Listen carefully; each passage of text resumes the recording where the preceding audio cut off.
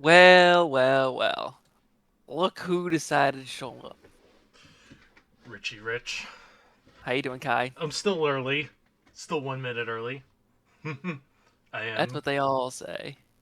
when they're 1 minute early, yes.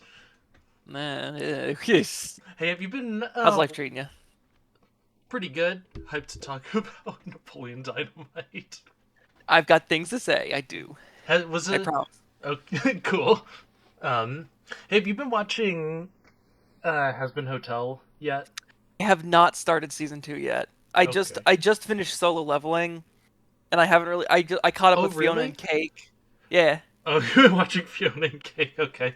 I Um, saw I saw season 1, so I wanted to watch season 2. So, so is solo leveling in between seasons right now, or is it like ongoing still? In between seasons, I Oh, think season 3 comes out maybe next year. I have no clue. I only four people recommended me the damn show, so I had to watch it at this yeah. point. I heard it has like a Saturday morning cartoon vibe. Is that what do you think about that?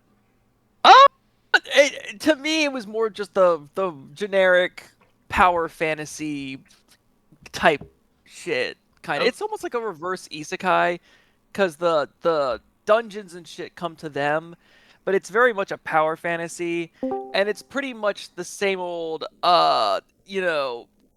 Dude needs to get stronger, gets stronger, beats boss, things happen. Lather, rinse, so repeat. wait, if it's generic, then why do people like it so much? Good animation, good fights. Oh, okay. The one time character development Tempo. actually happened. It tempo, exactly. It's very tempo. By the way, Rich, this is Nick and David. These are two dudes I work with. Nick and David. Hello. This Up, bro? is Richard, the What legend, up? and the legend Yo, himself. how y'all doing? We Good, good. chilling, How we are you? chilling. Doing pretty good. Now, Kai, which David is this one? This is coworker David, i.e., Chinese David. Ah, okay, cool. I've heard a lot about you. That's All me, good man. That's things. me. Yes, Hell uh, yeah. sir. Nick, how are you doing? You feeling today? You feeling better? I'm getting through. Bro, what happened, bro? I Dude, what do bet you Well, you mean? know What what are you not? How you happened? know you what I like? bet What it you feeling? was. You know what I bet it was. I bet you it was because you were out so long in the wind, in all the wind and the cold. I felt it a little bit before. I felt weird, Oh, and I didn't know if it okay. was allergies weird or if it was cold weird. I'm sure it Hmm. didn't And then, help. yeah, but I'm gonna try coming tomorrow. I think I'm gonna wear a mask 'cause I'm still, Good guy. Cool. but I'm on the end of it. I've just been drinking tea. I've been like slamming tea to the face constantly. Don't forget your fruit. Have you got a humidifier? That shit is No, good. but that would help. You That would gotta get a help. humidifier, I just man. got one like for $40 because my old one Hell yeah. was broken. I need to clean mine and start it up again. It's that time of the season. Yeah, that's why I hate winter. The air just dries up and it's fucking terrible. My lips, like a week or two ago, actually, no, it was last week, was just cracked, dry, the worst it's ever been. And I was using Aquaphor like it was going out of style, and it still wasn't doing anything. I use Creamex, Okay, the I gotta lip steal balm. that. Creamex lip balm. It helps a lot. Okay. Nick, how was Poe? Dude, this was the best one so far to date. Do you think he's getting used From to the vet? No, we're just getting so good at it. Like the system, Cool. like the whole system where I lift him up by the butt meat, the haunches. The He is cheeks. immobilized. Like you could never see a more impotent dog without if they don't have their hind legs on the ground. They're just standing there like very casually. And the vet's like dosage was perfect this time, and he like I was a little bit worried because he just Oh, like collapsed so you guys after. got it in like one shot then, huh? Yeah, no, it was so smooth. Yeah, it was awesome. Cool. I'm And so happy, and that means a year until I have to do that again. So nice. Since you got the sweet spot finally. And then how was the moisture content in the walls? good, 3%, which is good. Nice. Who's streaming right now? All right, I David. need you guys' opinions on this PC build I'm trying to make. Okay. Let's take a look here. Here it is. Here it is. Here it is. This looks like an off-brand Amazon. What is this? There's a new egg. The It's literally a website for all like tech stuff. Oh, because like Yeah, you looking at this, like the layout is just like Amazon. it kind of is, but it has better deals than Amazon. Like way better deals. Nice. You know their Uh, Cyber Monday deals are gonna be trash. oh, I know. Their deals are always trash. Where Mm-hmm. the hell did this thing just go, dude? Okay. This is it. This is it. Ryzen 7 9800 X3D. Nice. Okay. $500 pretty much. Oof. This is pretty much the best you can get for like gaming. Really? Yeah, What are you doing with this, David? everything. What does Gaming, that mean? regular productivity, whatever. He's playing Roblox. Throw the You, garden. Yeah, that's dude. what I'm saying. Like No, you just say categories at me. Like, Even worse, Rich. He's playing Valorant. Yeah, Oh, don't be a hater, bro. come on. Don't be a What's next? hater. League of Legends. How'd you No, know play that's League? no, no. that's me. That's me. Oh, That's Nick. Yeah. Okay, I he know doesn't play it either. you can smell me through the computer. I Okay, I can got smell like you the from my cheapest state. motherboard I could find. It's $130. More than what I need. Okay. Not too Memory bad. is so fucking expensive right now, dude. 32 gigs is like $250, which is Whoa. crazy. Blech. It's like over the past month, it's like doubled in price because there's shortage. There's a shortage in RAM, which is kind of why I'm pushing it off Man, there's because always I a don't really pay shortage. this much. I swear to God, there's always a shortage on something. Yeah. Like first it was graphics cards. am I right? Sorry. AMD RX 97 XT, which is equivalent to the 5070 Ti, but for like $100 cheaper, so I'll take it. It's only 600. This cheap case I found. I wanted a full tower because like I have a mid tower now and it's really fucking cramped. Like 10 years ago when I did it, so I wanted a full tower. Cool. Just 1,000 watt power supply. Wait, David. I Yo. don't see something that's really important. What? You're not preparing for when you lose total functioning of your arms and legs. You need to get one of those things you suck on that can control your PC for Oh. you.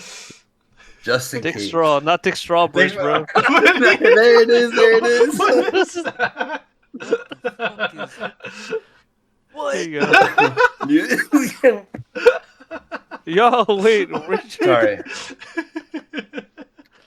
What is Oh, that? that's you, Anyways. And 2 terabytes of NVMe storage, and then this cooler that I found. That's it. But it's Lit. $2,000, so it's kind of a lot. It is kind of a lot. That's more than I spent on my pre-built. I'm kind of like pushing it off because of this. Fucking, I don't feel like paying double the price for RAM. Because this should be like $130 for this amount. Oh yeah. But there's a huge shortage right now, so I'm hold off on it. But dude, you could get like 1,000 frames right now. But What? you could have like 1,000 frames in Valorant right now. Oh, I definitely can. Like, so you could. You Look, I know, went to the pre-built one. Here, let Let's me see show the you. monitor. You have to get a monitor with higher frame rate. I dude. do. I have. That's also has 240 to be on the hertz. list. Oh, Really? you see they came out. They came out ones with like 560. infinity. Yeah. Really? There's 560. Yeah. But they're like $1,000, dude. It's not even worth. Anyways, What I'm using is Where was it? 165. Here It it is. doesn't mean fine enough. yeah, you have 165. That's the one I let you use. Yeah. It's But better here than it my is. It's other kind of one. like the one I'm looking at. 9800 X3D. It's pretty much the same as the pre-built, honestly.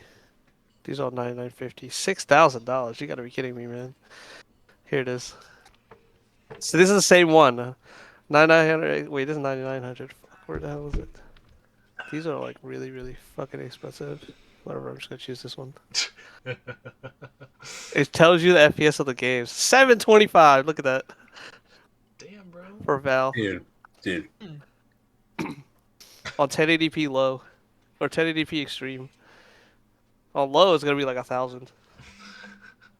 That's why my Valorant looked like Minecraft. I was But until the maxing price out my goes down, I'm frames. probably not even gonna pull the trigger, to be honest.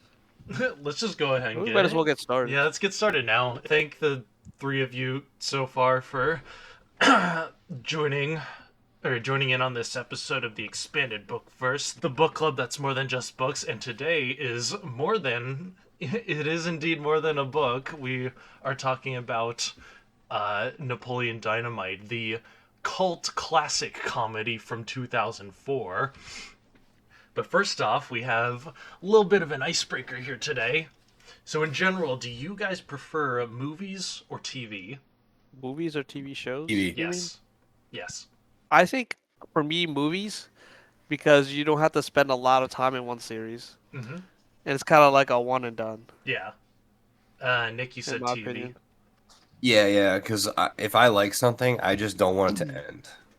So like, I even don't like watching the final episode of a lot of series. It gives me like a lot of stress. Richard here's the same way. You and Michael pushed off watching the last episode of Pokemon, didn't you? For the No, longest so time. Mike didn't watch it. He was Star Wars: The Clone Wars. He could not before the final season Disney made when the Cartoon Network series ended. He could not watch the ending of it because he did not want to leave part with it. Oh, I okay. still have not finished To Be a Master because I'm still not ready to let go of Ash. I really yeah, I just can't. Yeah, I there's would say some to series I counter just that can't do is it. that a lot of shows they can't go on for a while and it's good, but sometimes the ending could be bad, and I'd rather just if it's a movie is good, just good. That's it. There's no It's bad. like all good Like it could end bad all good things must come to an end eventually. for real. Me, What are you gonna do when the last episode of One Piece comes around? You gonna I'll watch fucking it? cry. Know It'll myself. never like you end. got- It'll never end. It's like you Come on, like man. at that point I think we've earned the ending. You know, Yeah, it's, that's what I'm saying. it's like 20 plus years at this point. My life peaked that day. How much suicide has been prevented because of One Piece? Like they're like, I gotta see Just the ending. holding Like, out. It's like just had to the worldwide suicide rates are gonna spike right after the ending. nah, it'll be As too if good they for them already to aren't cancel. now, dude. Yeah, shit. well, you know. I also prefer movies. Just they have a lot more rewatch value for me. And so I like to rewatch movies. I don't usually like to rewatch TV shows because it's so much more of a time sink. And I like I agree. something Movies are like self-contained experiences. Like, yeah. boom. Exactly. they're It's dose. like except if you have a sequel, it's all usually mostly Mhm. self-contained. What about you, Rich? I I love both my kids, but big corporations took them in the divorce, and now I don't get to see many of them. I get it. I I can't pick. I mean, like you said, a Oh, movie is a I self-contained knew you experience. wouldn't be able to pick, you I coward. can't, bro. Okay, Don't call me a coward. gun I to love the you. head, bro. Gun to the head. What are you choosing, bro? Shoot me. Yeah, What the that's what he Fucking kill says. me. That's what he says when I've Blow done my this to brains him. out. It's just that, like you said, like a movie, self-contained experience, unless you're watching some Marvel shit.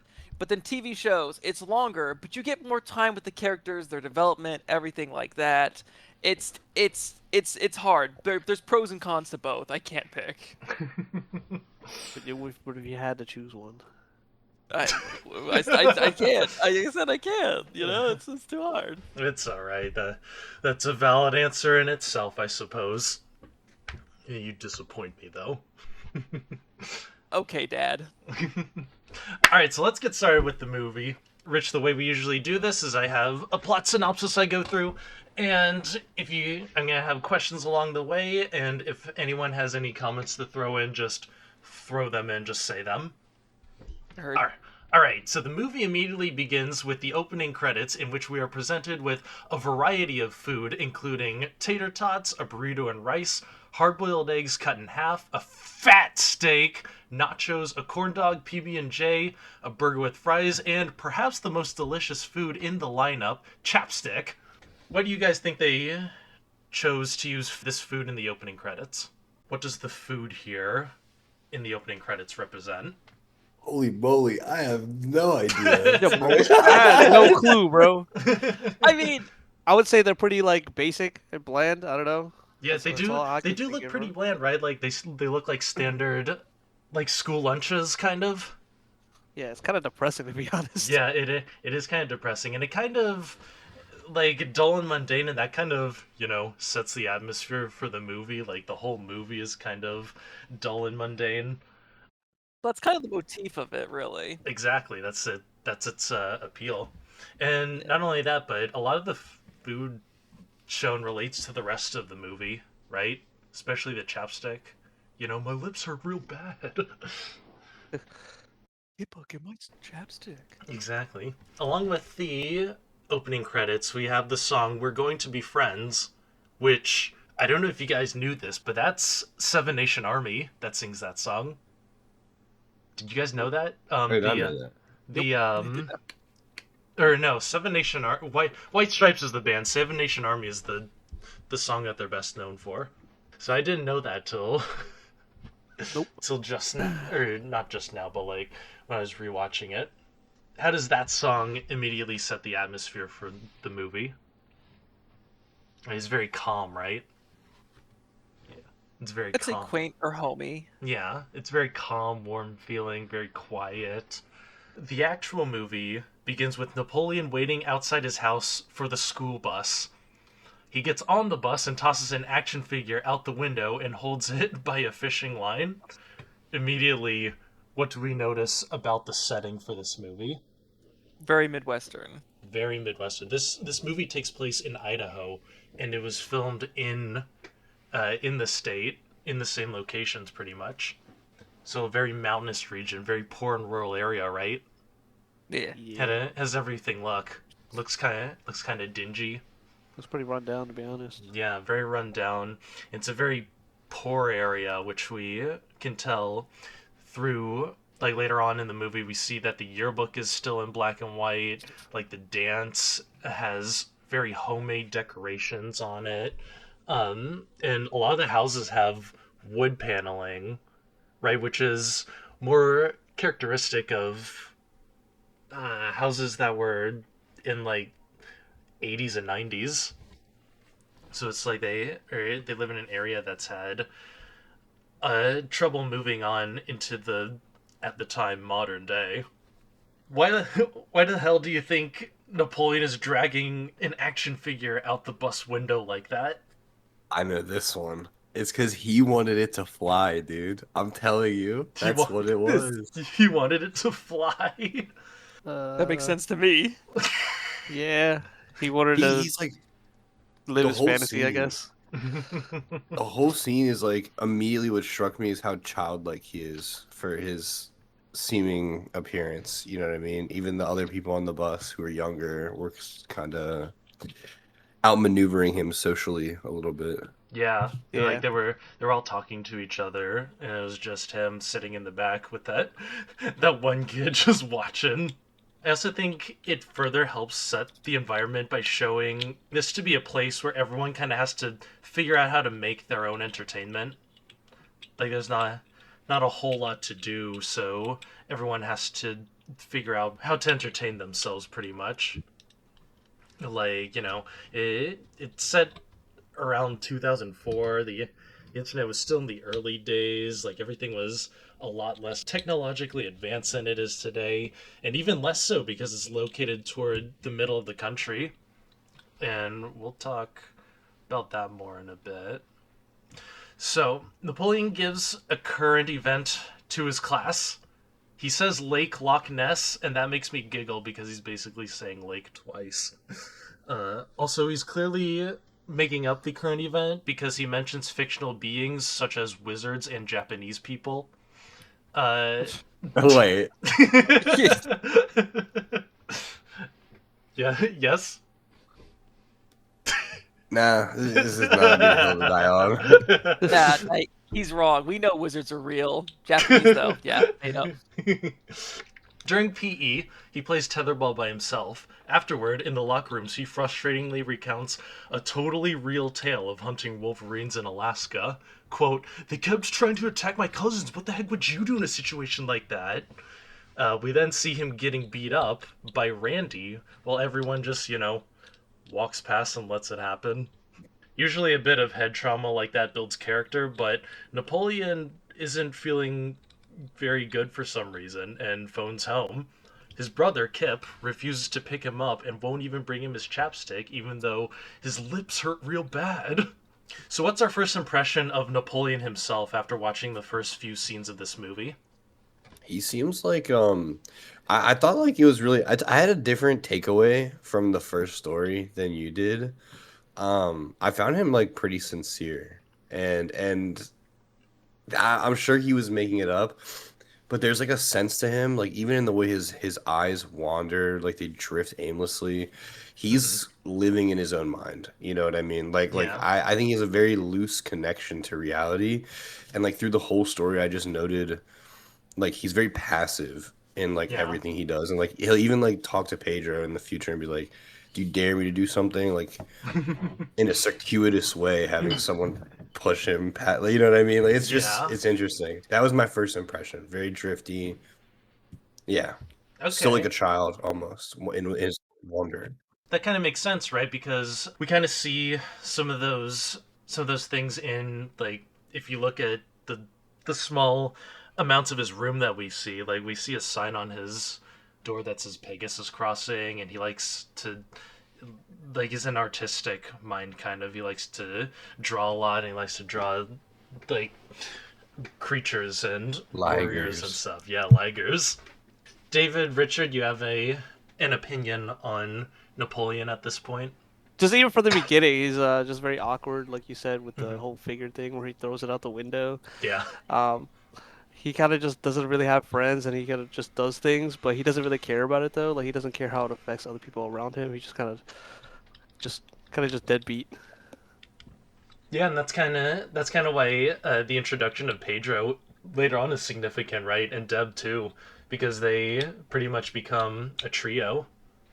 So I agree with a lot about what Nick said, because a lot of what this movie is sort of just the mundaneness of Midwestern life, Hmm. and it's trying to find what to do when there's little to nothing to do. And Nick is 100%, I feel like, correct with the whole like escapism. He's in his own story, he's in his own mind, because that's the only thing he can really do with there's not much else for him to do around. So it's Hmm. like it makes perfect sense for where he is and who he is.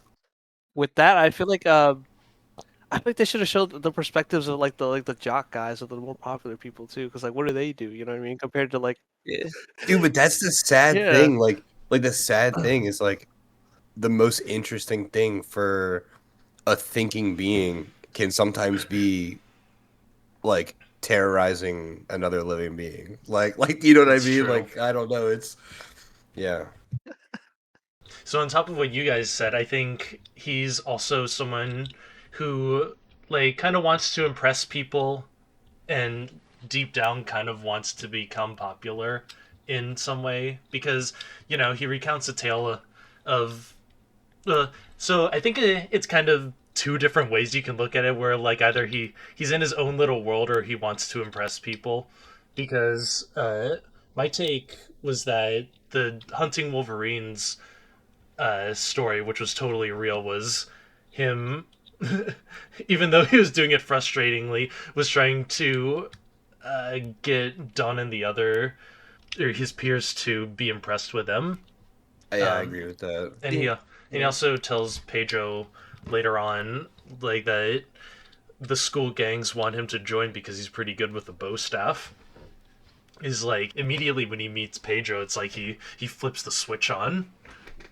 It's like I see trying like to both impress. being true. You know what Yeah, I mean? it's Like like, I think I see that as a strong motivation in yeah, him. exactly, because that's something that I think everyone can kind of relate to when they're in high school.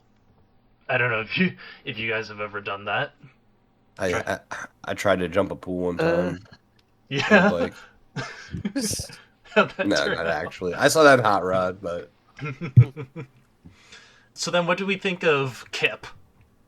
I think his accent's hilarious. Yeah. So fun fact about it, the way he talks, the guy who played Kip got real braces put on just for this movie. we'll No. definitely talk like he gay, but he's not. Yeah, I Yeah, don't know. He pulled the Fonda. he I'm did just pull the That's what I'm saying. saying. Fonda. Dude, That sounds like it, but he pulled. You know what I mean? It he was kind did. of He bad. bro pulled. was writing poems. Like that was crazy. Exactly. So Napoleon meets Pedro, a new student that just moved here from Juarez, Mexico. Pedro shows Napoleon his bike. Quote, "You got shocks, pegs, lucky." Napoleon watches Pedro take it off some sweet jumps. Quote, "You got like 3 feet of air that time." Then Napoleon tries, the ramp breaks, and he hurts his nuts. So what do we think of Pedro? 10 out of 10. Best character. Probably coolest character in the movie, right? Oh, At least he's a who's real that? one. Who's this? Oh, Cassandra's here. Hello. They're You know, mute. I will give Pedro one thing, bro. He is confident as fuck, and he goes for what he wants. You So I know, like what him. it is. You know what it is. It's the mustache. True. Dude, I'll Goes for tell all you. the girls. Goes for president, bro. He's just chilling. Wait, That's right. I found him as like, I don't know if foil is the right term of it, but of Napoleon. He's like Napoleon in so many ways, and like how Mexican Napoleon. like aloof he is. I don't know how to describe it. Like they kind of have the same but- faraway look, right? Yeah, but the difference is that like every single time Napoleon wouldn't do anything and was like passive, Pedro wasn't. He like went for it anyways. You know what I mean? But I don't know. It was interesting. Make yourself a dang quesadilla. Right. You guys Dude, basically and the grandma is Mac's mom in It's Always Sunny. I was like, oh my yeah, gosh, yeah. celebrity. Yeah, exactly. All right, so back at home, Napoleon's grandmother tells him to bring their pet llama Tina food. He also tells him that she's leaving and won't be back until tomorrow. Napoleon is concerned that there's nothing to eat in the house, but just has to get off it and make himself a dang quesadilla, just like she said. He scolds Kip for contributing to this, but honestly, he's really just jealous that Kip's been chatting online with babes all day. And so we're then introduced to Deb, who is going around advertising her glamour shots business and trying to sell her homemade keychains to raise money for college. Kip hears this and makes the greatest joke of all time by saying, "Your mom goes to college." Gazing. Deb, feeling rightfully embarrassed after such a sick burn, runs off, leaving her stuff on Napoleon's porch. What do we think of Deb? I found her very brave for trying to do all that, despite being the kind of person to be KO'd from a your mom joke. You know what I mean? Yeah, especially soliciting. You have to be very, like, door-to-door soliciting, basically a cold call, but in person. You have to be very confident in your abilities. Like I had to do that in marching band back in high school, and I can't tell you how many times it got threatened.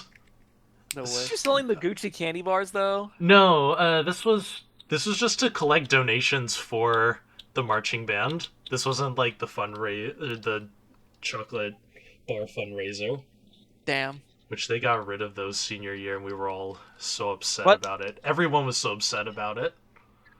How about Yeah. the flip the bitch? I wanted those chocolate bars again. They're so good, right? Oh, that shit was cracking a bar.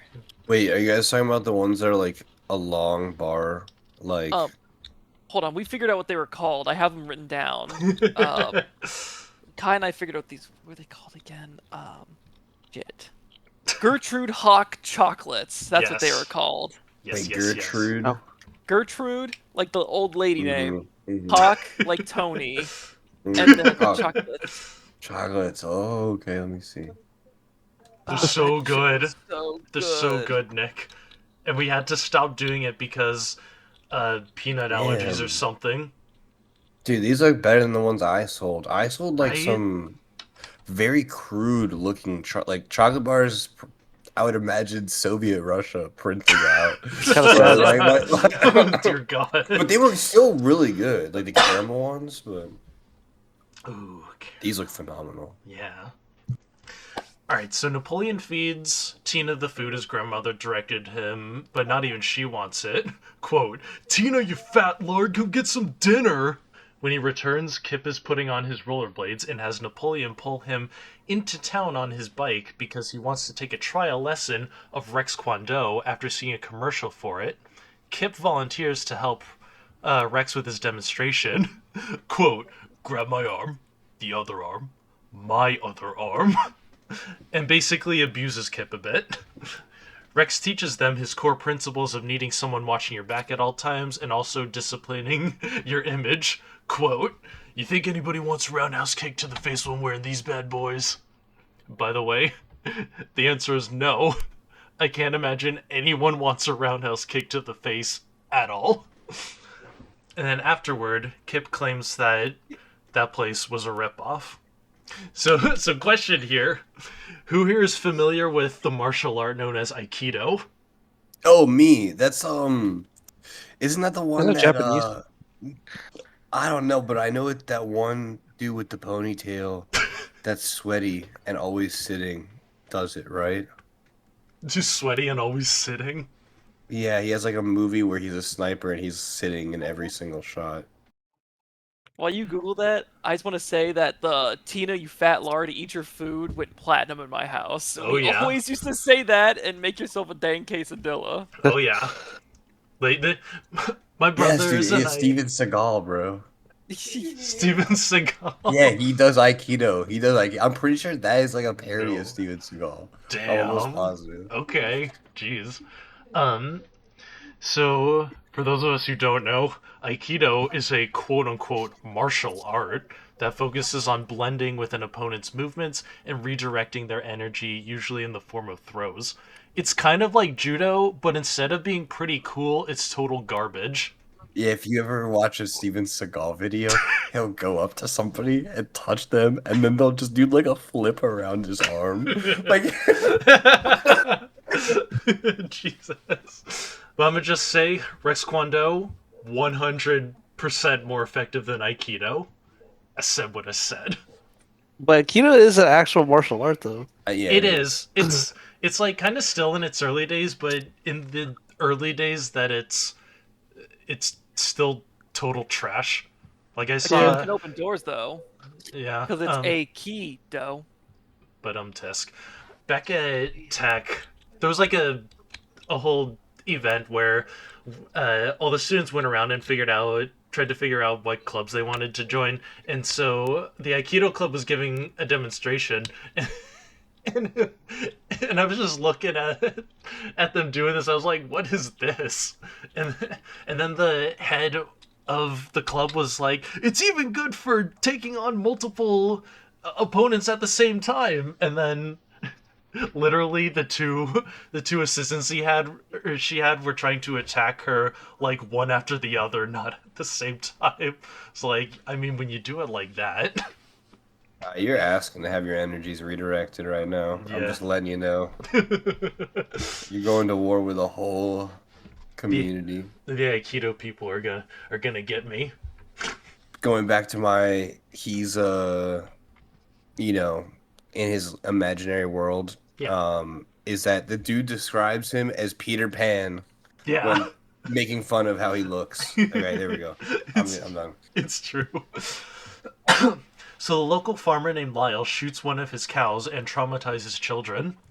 Napoleon and the other students sign the lyrics to The Rose by Bette Midler.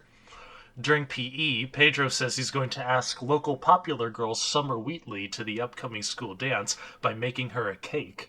Napoleon tries to impress Pedro by showing him a picture of a woman that Deb gave him while she was soliciting and claimed that she's his girlfriend.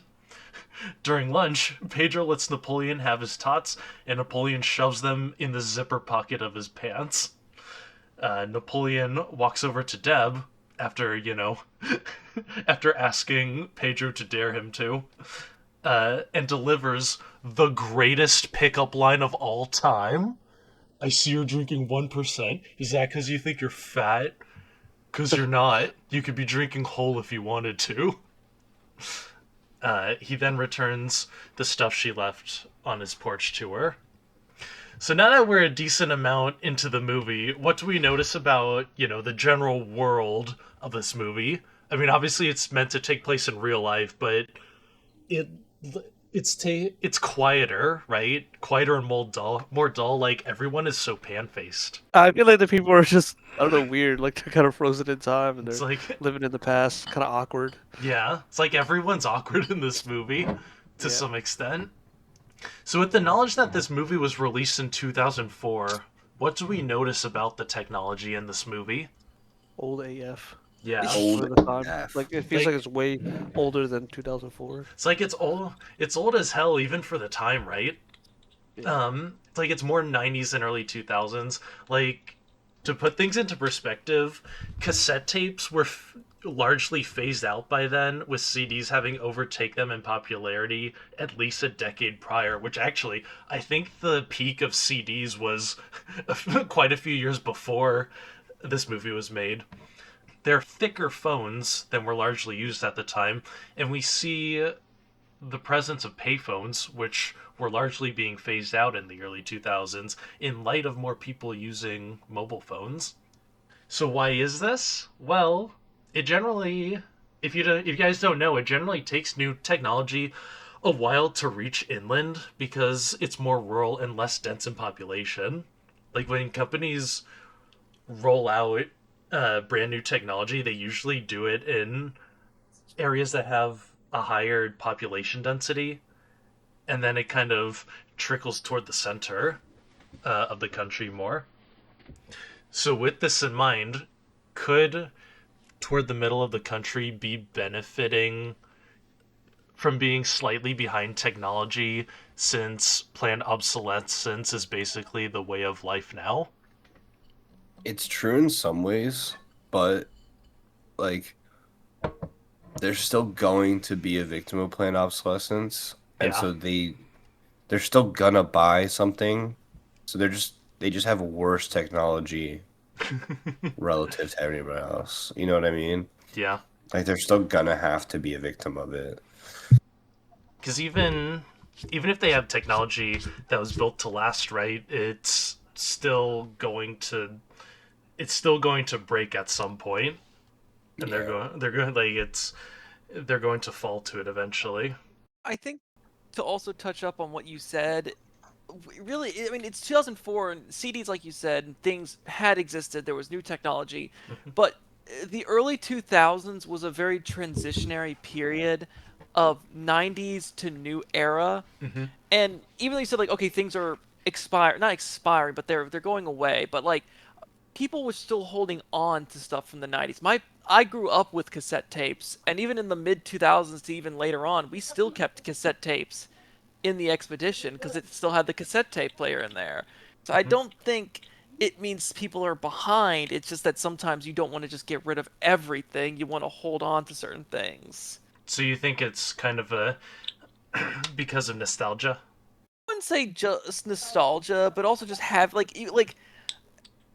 you have a tool, you don't get rid of it till it's broken, kind of Mm-hmm. almost. Like nostalgia plays a factor, but at the same time, it's like why if it ain't broke, don't fix it or don't replace it. You know? If you go to Exactly. Arizona, there is such a insanely higher amount of old cars because they just don't succumb to rust the same way as cars up here do. Yeah, like And people just keep them indefinitely. that's what I was kind of saying is that they have they have more of the older stuff that it lasts longer.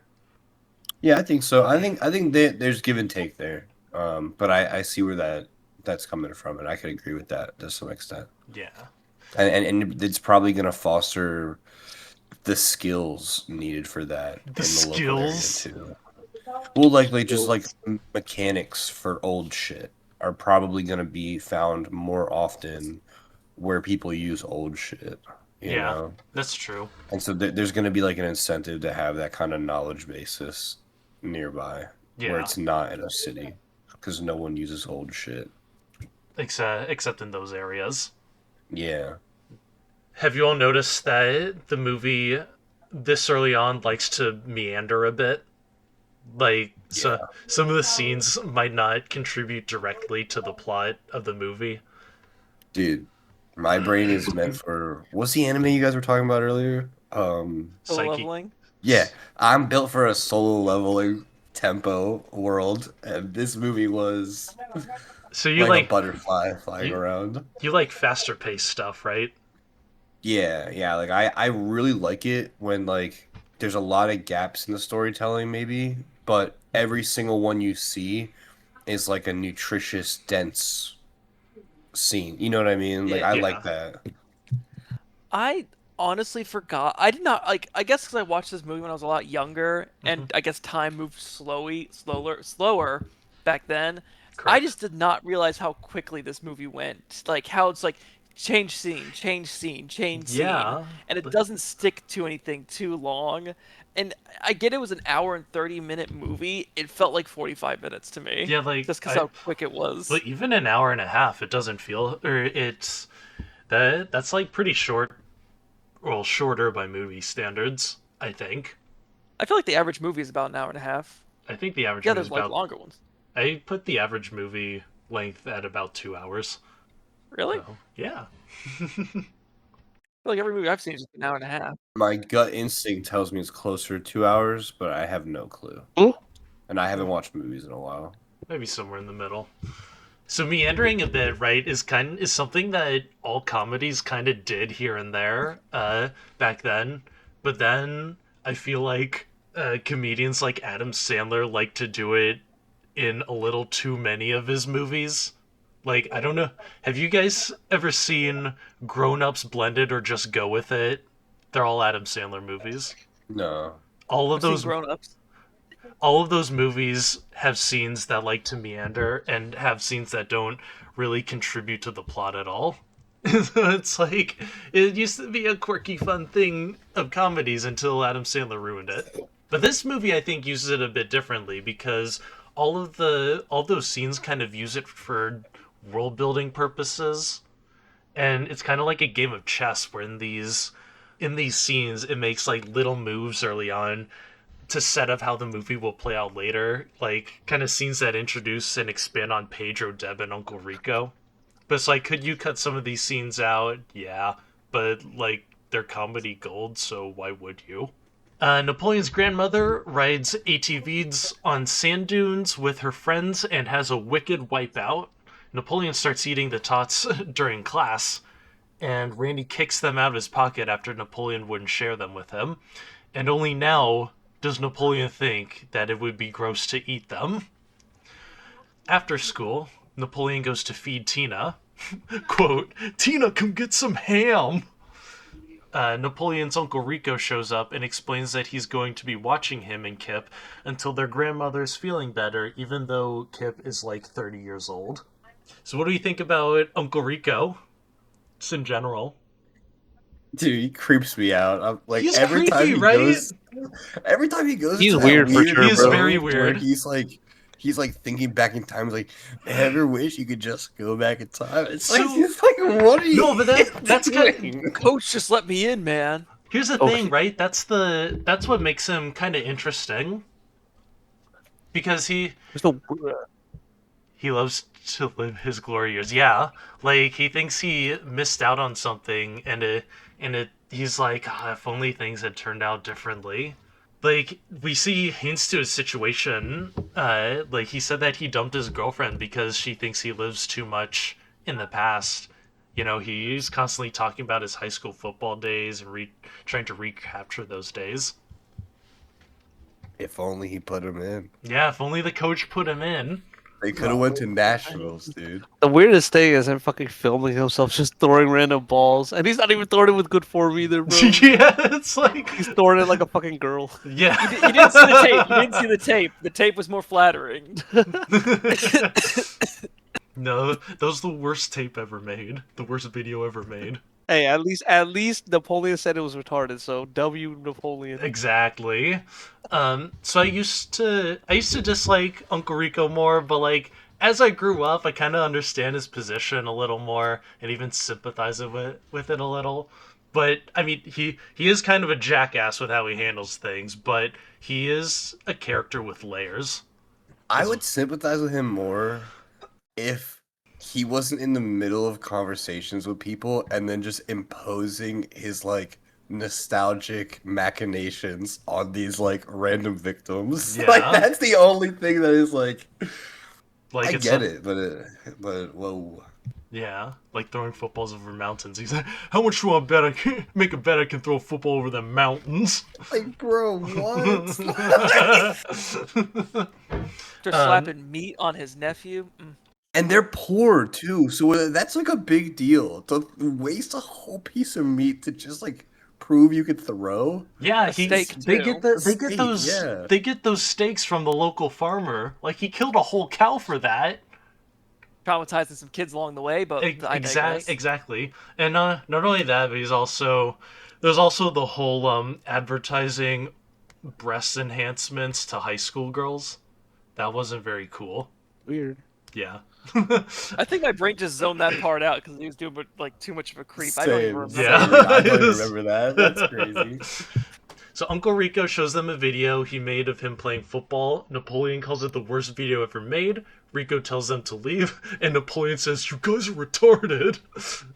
Kip and Uncle Rico go to eat at a local burger joint, and Kip explains his relationship situation. Quote, "We chat online for about 2 hours every day, so I guess you could say things are getting pretty serious." Chat, can you meet a significant other this way today? Yes. Not just online, but via chat sure. rooms like Kip did. Yeah. LaFonda, exactly. R/hookups. Oh, God. Craigslist. See, Craigslist, that's wild. So, David, you said yes. Like meeting online? Yeah. Or not just online, but via chat rooms. The Today. chat rooms are dead, but like online for sure. But chat rooms now because they're dead. Are chat rooms dead? Dying art. I think they are. What chat rooms do you know anyway? I don't know. I never went on chat rooms. Because they're dead. Exactly. Okay. So like it was viable back then because the internet was still in its early days, so it was kind of like the Wild West. But like today, as the internet's developed, it's a lot more dangerous. There's a lot more scams, more catfishing, and just putting it out there. To Catch a Predator debuted 4 months after this movie was released. They finally got Uncle Rico. Let's go. Oh God. So Kip does, however, wish he had more money so he could pay for her to visit for a few days, and that's when Uncle Rico lets him in on the money-making scheme that he's been involved with. Meanwhile, Pedro leaves the cake on Summer's doorstep, and he and Napoleon leave on Pedro's bike. Uncle Rico sees them and throws Kip's steak at Napoleon's face. Laying that meat on Napoleon's face, God. He then reminisces about how his team would have won if the coach had put him in the fourth quarter, Oh. and how things could have been different for like the millionth time. Quote, "How much you want to make it back and throw a football over the mountains?" He then asks Kip if he ever came across time travel since he's apparently technologically adept. Kip says he's been looking into it. So this scene is kind of the most we will ever get regarding Uncle Rico's struggle. Like, a lot of us can understand his position, wondering what if, and trying to convince ourselves that there might be a way that we can go back and change things. As we all know, that's just cope. That's just copium. But that's what makes Uncle Rico the most complex character in this movie. Like it's pretty simple, but it does make him technically the most complex. So the next day, Pedro is sick, so he doesn't come to school. During PE, Napoleon plays tetherball, and Summer gives Napoleon a note to give to Pedro, rejecting his proposal to the dance. Napoleon asks Summer if she wants to play tetherball, and she shakes her head no. After school, Napoleon is drawing ligers when Deb approaches him and makes chit-chat until Uncle Rico comes to pick Napoleon up. So fun fact, if you guys didn't know, ligers are real, but they only exist in captivity because the natural habitats of lions and tigers don't overlap. Mm-hmm. And they can't breed. They can't No. breed. Not But only they're that, huge. yeah, I was about to say That is they're the largest of all known felines, which is pretty cool. So Deb's totally crushing on Napoleon, right? I think You think so? that was like my genuine thought at the time. I don't. It's kind of like I wouldn't say crushing yet, but something's developing because like she still asks out Pedro to the dance. Well, So there's- he asks her. She said yes, though. I thought she asked him out first, and then he's like, "Hell yeah!" No, he said that he asked her, or Pedro said. But wasn't the scene at the cafeteria? That was her slipping him a note that said yes. Yeah. Oh, Pedro okay. definitely asked Deb out first. I thought she knew about what Summer did, so she gave him an answer instead. But I gotcha. Then never mind. Then I want to say it's developing still, Mm-hmm. but not fully there yet, Mm-hmm. and Cool. then go from there. Also, secondly, apparently a Taigen is also something that exists. That's correct. And I did not know about a Taigen. they're apparently different. So Kip and Uncle Rico are working out the logistics of their sales plan. They're going house to house selling sets of Tupperware. Napoleon calls Pedro's house, but his sister says he's not there. When Napoleon returns, Kip and Uncle Rico decide to go someplace more private to talk, which is obviously the bowling alley. By the way, Kip low-key a little bitch for using the guardrails. Not a true bowler. But it was a little impressive how much he used the guardrail. Yeah, he was like, They're not really helping you. You gotta get like kind of lucky or have like a strategy there. You know? Yeah, he's using all for luck. So they decide that it would help their image to have name tags, so they get their pictures taken by Deb. The next day, Napoleon tells Pedro that Summers said no, and Pedro asks him if Deb said anything. Napoleon is surprised that Pedro asked her. Deb walks up and hands Pedro a note that says yes. Napoleon is distressed that nobody's going to want to go with him because he doesn't have any good skills, like, quote, nunchuck skills, bow hunting skills, computer hacking skills. Girls only want boyfriends who have great skills.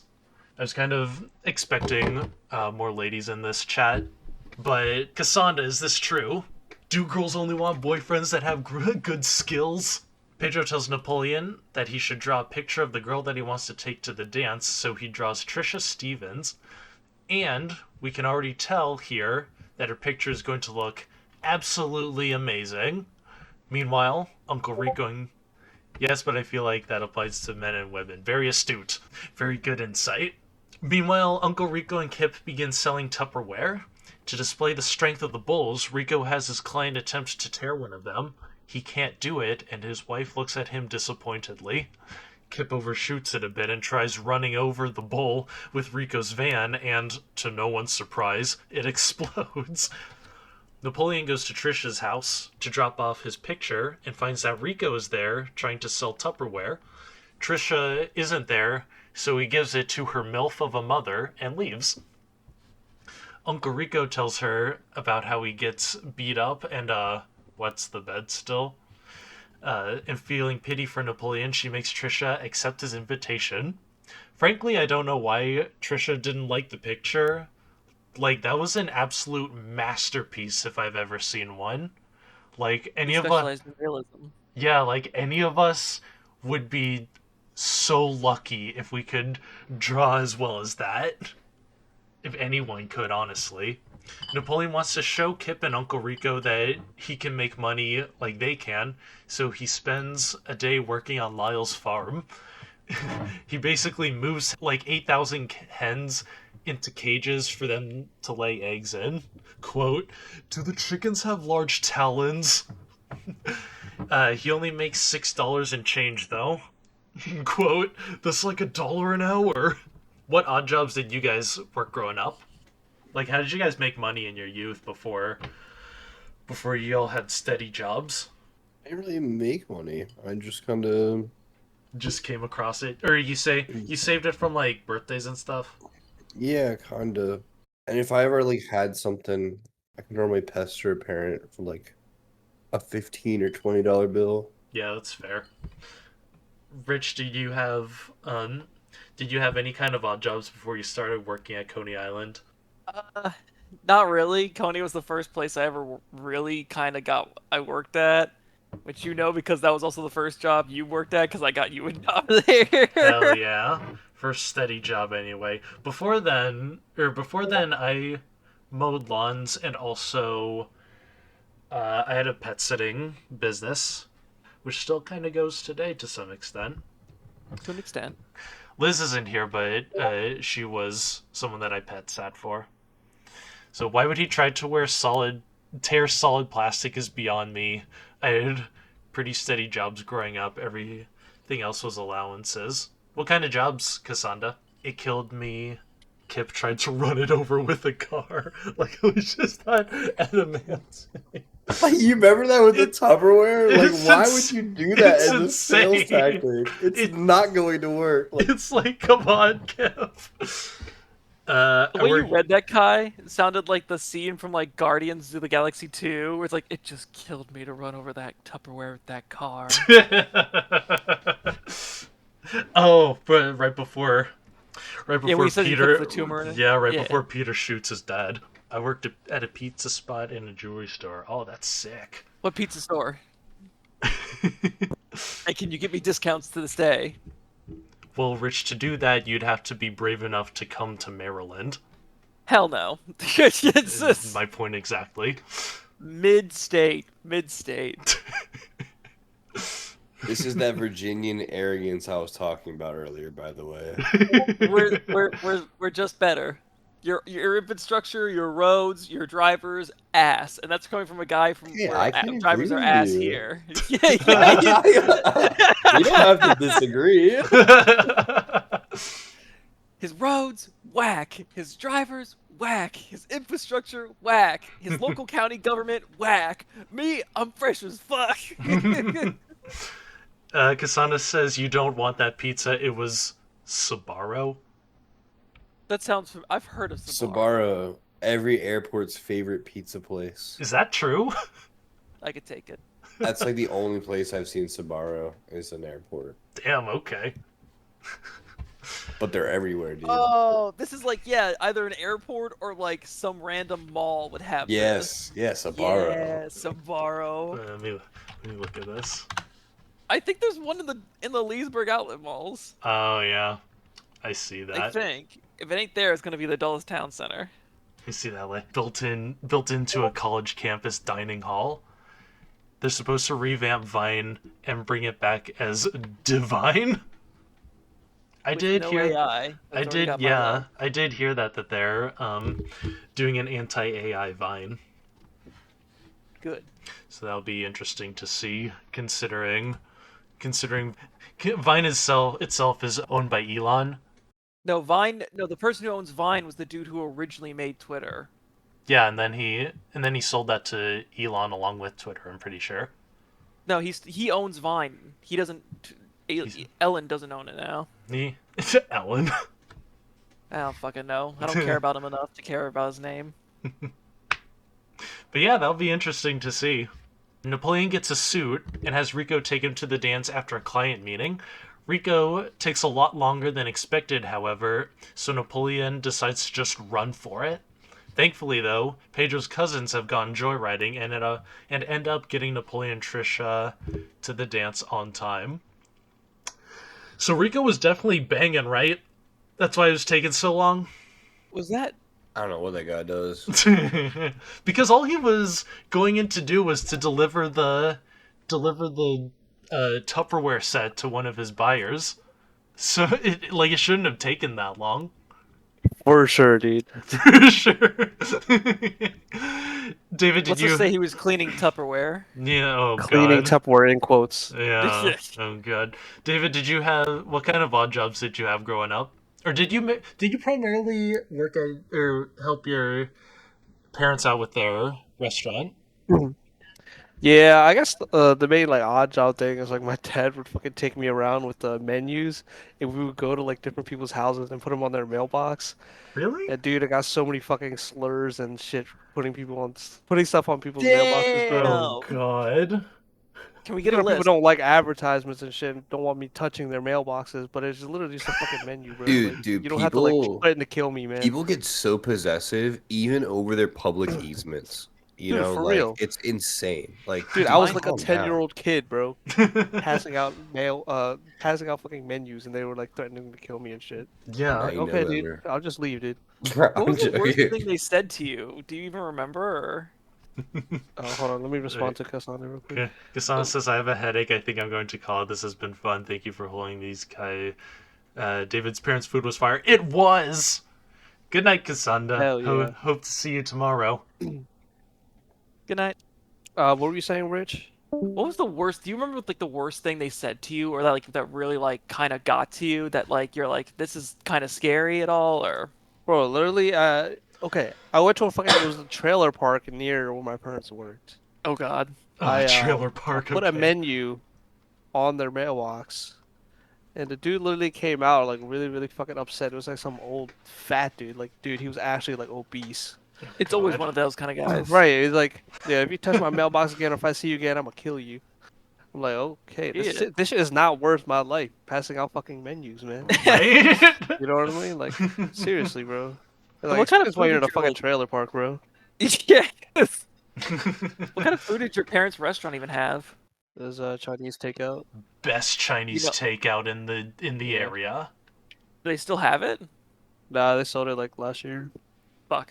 But they are trying, and Yeah. the new people are trying to, or not trying to. The new people are running it down. It doesn't. They're bad. They're bad. Dude, But actually, they're about to shut down because they're losing hella business because their damn, food is so okay. bad. It'd be like that. If they shut it down, we might get it back. We might get it back. Really? Oh, yeah, but like we would need to do a complete revamp because no one will come back for the old name. We would need to like rename it, remodel it, do everything different, Oh, Right. okay. or else Yeah, nobody will come back. true. Damn. Oh, Yeah. God. They really ran it down, bro. That's just how it be sometimes. It New sucks. owners fuck everything cool. up. There's two places where I'm at that new owners have just kind of fucked over, and Yeah. it's just like going downhill from there. Well, Rich, have you ever heard of Indians running a Chinese restaurant? No, right? Exactly. Wait, Yeah. that's kind of funny because it was an Indian dude who bought the restaurant that I was working at, and is now driving it to the ground. Like, I mean, unless Dang. it's that kind of food, dude, they don't know how to do it. They're not from the area, so I get it. You know what I Yeah. mean? They don't. Obviously, they're Yeah. not gonna know the culture's food. Exactly. I mean, at least I give it the old college try, but still, it's just like, yeah, if you got skin in the game, then you might want to just Mm-hmm. get out. It's just not, it's just maybe hold off on that. Exactly. Like when you have to like look at the recipe every time to make the sauce, you're kind of cooked. Yeah. Yeah, it's not like your mom could give them a recipe anyway because she We didn't does it have by it. It was feel. literally all from the head. Yeah, all off the dome by feel. Yeah, so it's But- kind of hard to teach them but because damn. we didn't know how to like. My parents didn't really know how to write like any like SOPs or anything like that because it was literally all just from the head, and the taste of the food is literally just we just tasted it ourselves, and if it was good, it was good. All right, so Trisha ditches Napoleon quickly to join up with Summer and Dawn, and Napoleon goes to the bathroom to compose himself and eats what I'm pretty sure is Big League Chew. The strange part of that being that he swallows it, and that shit's about to stay in his digestive tract for 7 years, so. But before Trisha moves off screen with Summer, she kind of looks back to where Napoleon was sitting to find he isn't there, and you can see in her face that she kind of feels bad for leaving him like she did. So do you guys think she would have acted differently if she saw he was there? No. No? It seemed like she didn't care about him like one bit, even from the beginning. So I don't think looking back and seeing him was gonna change anything. Yeah. Yeah, I kind of agree. Yep. I mean, it's like that social high school pressure, right? It's like I mean, she was really, really willing to just immediately leave without saying a word to him as soon as she saw her friends. So Yeah, well, like Yeah. her mom forced her to go with him, right? yeah, Yeah. Hey, David. Forever Smash. young. Forever young. oh yeah, great song by the way. The meme. So, does Nick know about the meme? I don't know. It was it's literally they literally play Forever Young, and then at like the upbeat, the climax of the song is literally fucking plane just crashing into the Twin Towers. Yeah, it's like it's beautiful. It's like beautiful imagery, and then just a quick shot of like the plane crashing into the Twin Towers, or That's not funny. or like That's the hilarious. or like the Nazi salute, or like a KKK meeting, or the Challenger exploding, and that's the meme. Bro, Because I gotta That is find him funny. and it to. it's like Never mind. If it's not funny, that- never mind. That's not funny, dude. That's not funny. So Pedro and I Deb. don't laugh. I remember. Never Taru. forget. You're like 4 years old, bro. Don't tell me my reality. Sorry. continue. Well, there goes gravity. Pedro and Deb meet up. Pedro and Deb meet up with Napoleon, and Pedro says that Napoleon can dance with Deb, While dancing, Napoleon asks Devin if she and Pedro are getting serious, and she says they're just friends and offers to do a self-portrait of him sometime. I don't know if y'all noticed this while they were dancing, but they are, in fact, leaving room for Jesus. Hella respectable. Liked it. So the part of the three of them standing side by side watching everyone have a good time at the dance has a lot of John Hughes influence behind it. Like, that's classic Hughes right there. Like, something straight out of his movie. John Hughes, he's the guy that made a lot of the teen movies back in the 80s. Like, he's the guy that made The Breakfast Club. I think he also did Ferris Bueller's Day Off. And see, like 16 Candles. He made quite a few of the Brat Pack movies. Yeah, high school is definitely a lot different from back then. Yeah, it is. So Pedro goes to get a drink of water and sees a poster advertising sign-ups for the election for class president. And from here, we finally get into the actual plot of the movie, like halfway in.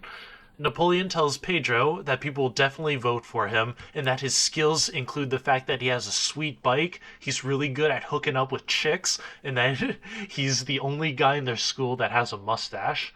Pedro says that if he wins, Napoleon can be his secretary.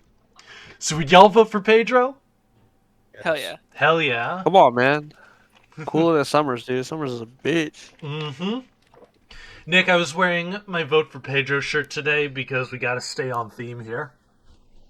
Very nice. We love to see it.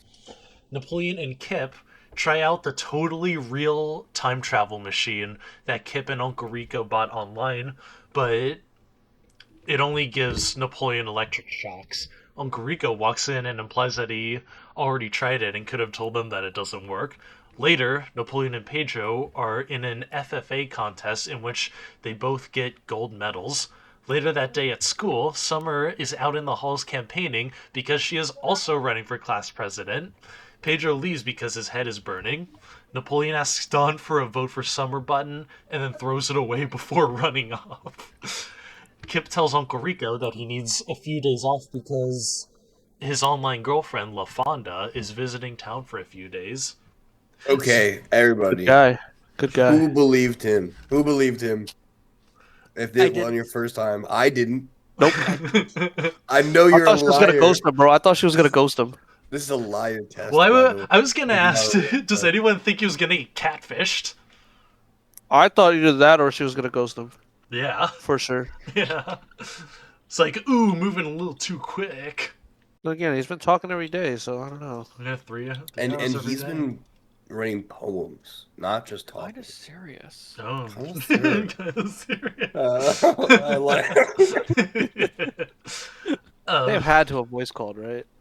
Were they capable of doing that back then? Yeah. No way Oh. they weren't. Over the internet? Or just call, or like call over the phone. Yeah, but like, this is from Idaho to Detroit. That's a long distance phone call. That really, like, I think Kip said earlier in the movie that their grandmother gets pretty ticked at him for running up the internet bill. And so if he's racking phone up bill. the long distance phone bill too, like That makes it's sense. like that's over. It's like his life's over. Pedro tells Napoleon that he shaved his head because his hair was making his head hot, so they get him a wig. Does anyone else think the wig looks better on Pedro than his actual hair? For sure. For sure. I think that. I like both his hairstyles. He's rocking them both. He had like Anchorman hair. Yeah. Wig. Anchorman hair. Napoleon Pedro campaigned by hanging up flyers throughout the school to the theme song of the A-Team, handing out Deb's keychains and offering students protection from bullies. Kip finally meets LaFonda, and she completely transforms him into looking pretty much as badass as Kip is capable of looking.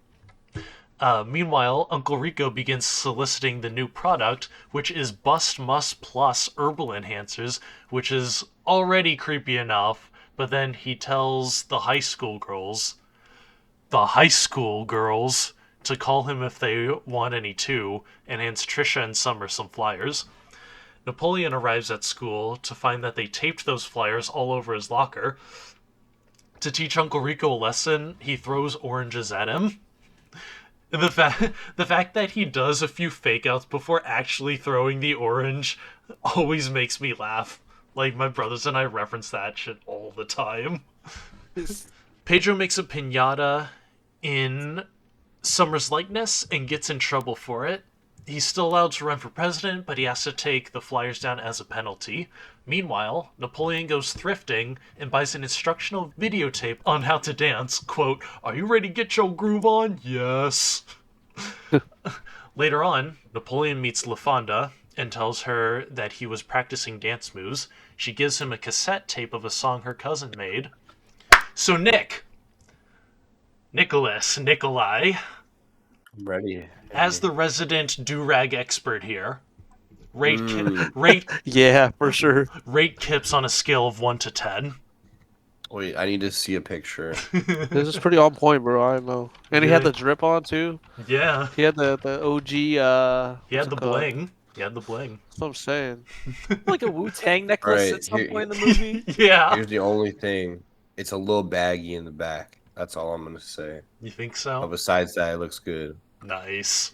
Yeah, you can do like a knot. You can do like a knot to make it look like one thing, and it will hang down a little bit. So on a scale of 1 to 10, what do you say? 8. 8. Nice. Damn, that's pretty good. Nice, yeah. Uncle Rico is trying to have a new headshot taken by Deb in a very uncomfortable exchange where it appears as though he's seducing a high school girl. It turns out that he's only advertising to her the Bus Must Plus enhancers, which also isn't great. He lies and mentions that Napoleon told him that she'd be interested. Deb scolds Napoleon for this by calling him on a payphone that appears to be in the middle of nowhere.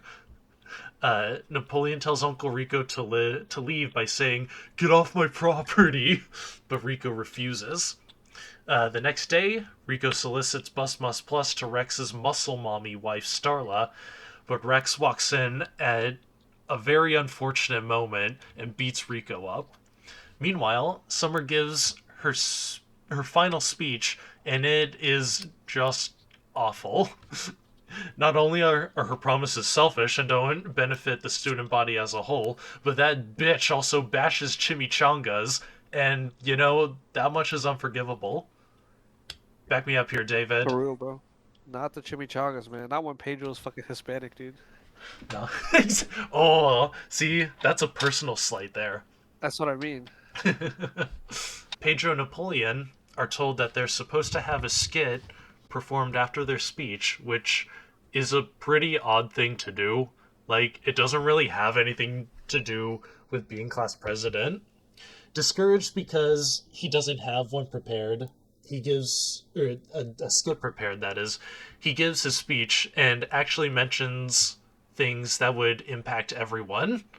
Napoleon gets an idea and gives the sound booth guy the cassette tape that LaFonda gave him and delivers the greatest dance performance of all time. Like, I don't know why Dancing with the Stars even bothered to become a thing after that, because they should know that there is no way Napoleon's performance would ever be topped. Except, Rich, last year when Jim Carrey danced as the Robotniks. That's the only time when Napoleon's dancing has ever been topped. Really, I thought Eggman dancing with his grandpa was where it topped it. Yeah, that's what I'm saying. That's what I'm saying. That's Oh, I thought you meant something. I thought you meant a different dance. Oh, my bad. Yeah, no. It's like, that was the greatest dance of... It's like, that topped Napoleon's dance. But still top 2. You guys all said that you watched this movie before, right? Or when you were younger. Long ago. Did you guys try doing the dance at some point? Nah, not really. That might have got a little Little- noisy with it. Little jiggy? Little tippy toe with it. There you go. I think they put one of the dances into Fortnite, though. Really? Oh, absolutely. I'm not even Oh, gonna lie to you. they I, have- I don't remember which one, but it was like a really, really short one. They gotta put Napoleon into Fortnite then, so we can do it. I would get that skin. Hell yeah. The auditorium erupts in applause and Pedro smiles, knowing that he's won. Napoleon walks down the street, passing by the bus station where Kip and LaFonda are waiting for the bus to arrive. Did y'all get the impression that Kip was leaving with LaFonda, or that he was just helping to bring her bags onto the bus for her? Yeah, I couldn't tell. I couldn't tell, and it bothered me. I'm like, is he going on? Or is he bringing the bags? It's just like, where's his bags if he's going with her? Do you think it's intentionally ambiguous? Yeah. Yeah? Maybe. I don't think it was intentional. I think he was going with her. Aw. That's I nice. didn't like Rich said though. I didn't really see him bring anything. Yeah, true. he was kind of holding I don't know. her bags. He's a new man now. It's He true. went dressed differently. It's true. true. He even talked differently. He was a different man. Still gay though. Complete transformation. We see that Napoleon's grandmother has recovered and that Uncle Rico is back to living out of his van, now with a broken arm. A woman sees him while riding her bike and walks over. The implication here is that this is his ex-girlfriend Tammy and that they're about to reconcile. But Pedro celebrates his victory with his family, and we see Napoleon once again playing tetherball by himself. Deb walks over and agrees to play tetherball with him before the credits roll. But wait, there's a post-credits scene, which is actually cool because this was made way before the MCU made it the standard for movies to do so. So 2 months later, Kip and LaFonda are getting married. I guess all that internet chatting really sped up the pace of the relationship, huh? And, you know, after LaFonda says I do, her brother just, you know, looks so happy for her. He just looks so happy that his sister is getting married to Kip. But Napoleon is suspiciously absent. And, you know, I don't really understand why Pedro and Deb are there. Or actually, maybe Deb might just be the photographer, but I don't really know why Pedro's there because neither of them are really Kip's friends. Like, I'm not sure if Kip is ever Did they ever even... even meet him? They're not even really on screen at the same time. Yeah. It's I kind was of... about to say, did they ever even interact with each other? Not really. After their vows, Kip starts singing a fabulous song he wrote, which basically goes that he doesn't understand why LaFonda loves him and that he loves LaFonda more than technology, but insists on specifying that he still loves technology. You never forget your first, I guess. Suddenly, Napoleon comes riding up on a horse, claiming he tamed it for them. Kip tosses the garter, and Uncle Rico catches it and shamelessly sniffs it. And Kip and LaFonda ride off into the hills as Napoleon gives one last "Lucky." So what do we think of this movie overall? What do we think of it? It's a classic, right? It's a cult classic. It's like we all seem to have grown up with it to some extent. I'll be honest. This might be. Oh, whatever. I don't care. I never understood movies like this, Yeah. and I took the rewatching of it as to really figure out what it was, and it's just like when I zoom out really far, it's like a very long cringe compilation kind of, Dude, I agree. and that's kind of how I understood it, like the humor in it. That's a good way of looking at it. Especially because, like, the actual plot of the movie, the getting Pedro president part, doesn't come in until halfway through. So it's like, especially that first half is kind Felt of very a cringe. scatterbrained in the first half. Yeah, It was just kind of different moments that he was having, it's like but they were all kind of just weird. yeah, It's almost kind of like an anthology, really. of like life in Idaho, which I think the writers might have said that was kind of sort of their goal with it, which is like a good job, I guess. So before you told us about watching this, I had actually read that what you just said, where the writers had mentioned that like it's meant to sort of capture the numbness of the Midwest Yeah, and like finding finding like purpose or finding something to do, or how kids kind of just like are just kind of stagnant in it, and that's Yeah. what the whole movie's supposed to represent with Napoleon and all the other kids. As someone like I've never grown up in the Midwest, but my family is from the Midwest, so when I Right. go and visit it, it's and I think literally me and my sister have watched Napoleon Dynamite in the car ride to Iowa, and I'm like, yep, this shit's a 1-for-1. It's very fucking on the nose with everything, or on the money with it. Oh man, So Brain I agree with mountains. that. So like cringe compilation, little scatterbrain. Was it at least like enjoyable? Like it's kind of a dumb movie, but it's like also fun. I think. Oh yeah. I found pockets of very endearing moments, and I just cannot stand his mouth, how ajar it is. Like I really do not Oh, like yeah. that. It's I like it's do not like that. he's a he's a mouth breather. It's definitely a mouth breather. You can tell by someone's face shape too if they're a mouth breather, bro. Oh yeah, I Their get that. fucking like jaws caved in. Or like I kind of used to be a mouth breather too, but I was able to train myself out of it in my teen years. Or started mewing. Right? Literally, dude. Kai, Yes. do you know who I always thought Napoleon Dynamite reminded me of when I watched the movies all the time? Me? No, Oh. he always reminds me of Really? Who Yeah. fuck, bro? a guy from our high school and stuff. He's a friend of mine who I grew up with that Kai Okay. knows. Yeah. And for some reason, I always see a bit of in Napoleon Dynamite or vice versa. Really? Even though Oh. he doesn't have they don't have the same personalities. It's just like for some reason physically I can see in him. I guess I can see a little like hints here and there. Yeah. It's like I never thought about that before. I don't know, just how I saw him when growing up and stuff. I'm like, he kind of looks like. It's like if I only got a perm. Yeah, if you gave perm, Yeah. it had his mouth agape. Yeah. He could rock that shit. Do you guys get the impression that Napoleon and Deb are dating after the credits roll or just good friends? They were hooking. You think so? No, because they didn't really show Pedro either. So like, I don't know. I hope so. It was kind of inching in that direction with the Yeah. whole.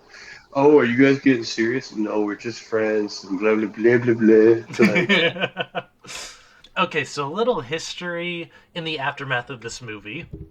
About 7.5 years after this movie was released, one season of an animated Napoleon Dynamite show aired on Fox that brought back all the original actors, and it literally lasted for like a month and a half.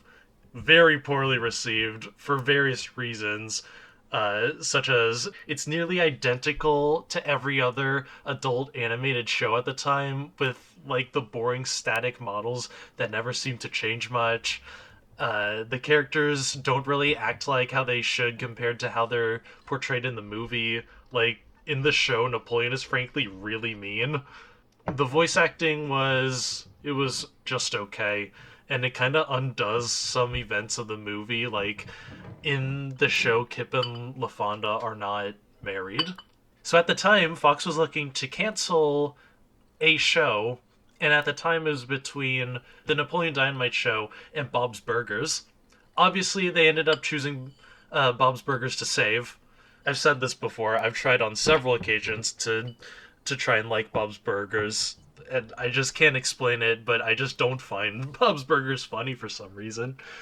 Which kind of yeah, it's like people watching it around work all the time. That's what I mean. They like loves it. Yeah. Every time I wear that hoodie, she loves it. Yeah. It kind of sucks. It's kind of weird because H. John Benjamin and Kristen Stahl are fucking hilarious. Yeah. Like, I like him a lot more in Archer, H. John Benjamin, though I haven't watched that show in forever. That being said, I do think they made the right decision canceling the Napoleon Dynamite show instead of Bob's Burgers, because like even though I didn't feel like it at the time, because they did eventually make that Bob's Burgers movie, which, correct me if I'm wrong, Richard, but I'm pretty sure that made a ton of money, right? I don't think it did as well as people had hoped it would have. I wish I had saw it in theaters. I really liked them. I liked the movie, but I don't remember it making as much as the fans hoped. Oh, okay. I'm gonna double check. I'm gonna double check. The Alamo had that special menu for it though. You remember that? Fuck. I mean, I think so. I was watching Rabbits though when that happened, so I couldn't have gone. Oh, fair. The budget was $38 million. Okay. Let's see what the Wikipedia has to say. I feel like that's pretty cheap Oh, for what? it made 34.2 million. Ah, It was under 4 million short. damn. All right, let's go buy some Blu-rays. No, thank you.